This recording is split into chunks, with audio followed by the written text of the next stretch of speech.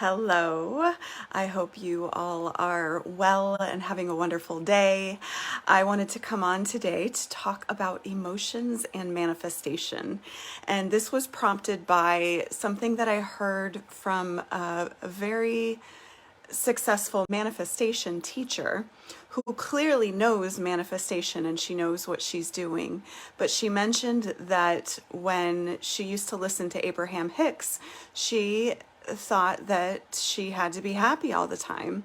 And so she just didn't resonate with their teachings and deepened beyond that. And I thought the same thing when I first listened to Abraham Hicks, when I was early on in my manifestation and spiritual journey. And they talk about having a better feeling thought and all of that. And so I thought it meant you just have to feel good all the time. And this is such a common misconception. I hear it a lot and I see it a lot. I see a lot of people misunderstanding it. And I think it's just part of learning and deepening our knowledge and trial and error, or getting the nuances of things. Like, we can have a broad understanding, but misunderstand certain parts of it. And this, by the way, is where a coach is so valuable, because the coach can see where you are having any misconceptions like that. But so this spiritual teacher knows what she's talking about, but she clearly hadn't revisited the Abraham Hicks materials since she mastered manifestation and the law of attraction.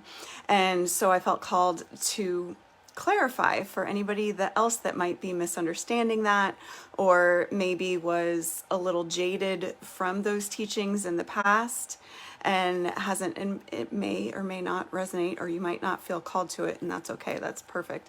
But just if you are deepening, you might see it from a different lens. So Abraham teaches that your inner being, or your higher self, communicates through emotions.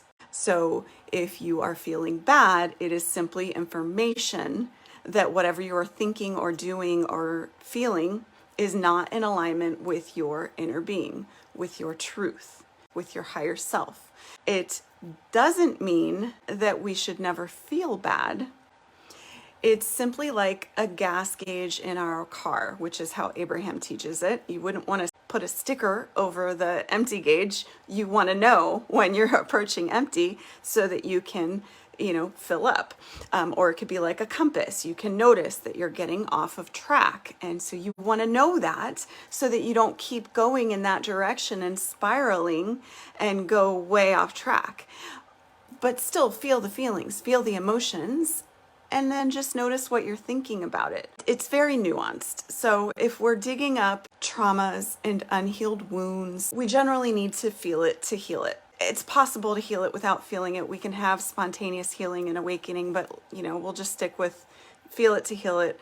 Let it move through you. Let the wave of emotion release, including any stuffed down emotions that have been from the past. And this can be part of that information. If someone triggers you, if someone hits a wound, hits something, that's information that there's something in there to heal and clear. From the highest perspective, traumas and wounds aren't the truth of who we really are. They're just things that we experienced and they stayed with us. It's like unnecessary luggage that we've just been carrying around that's hindering us, that's making us react from a different level, that's affecting our lives in so many ways that it could be.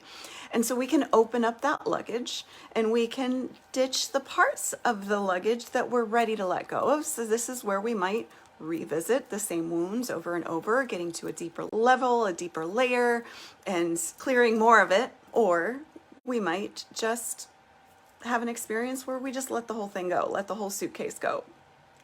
And it's all perfect. It's all whatever you are ready to do at that time. So our inner being is communicating with us through our emotions.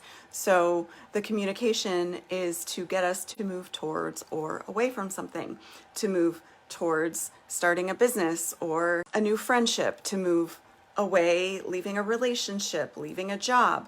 Maybe it's to move toward building a business alongside your job. So like maybe you feel bad when you think about your job, but it doesn't mean you need to just like leave the job right now or shove down your feelings about the job.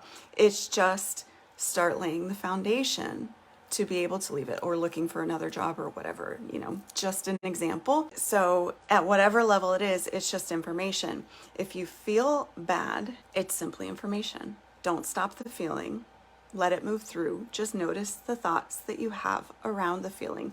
Notice what caused the feeling and use it as information, kind of like a metal detector, if you will.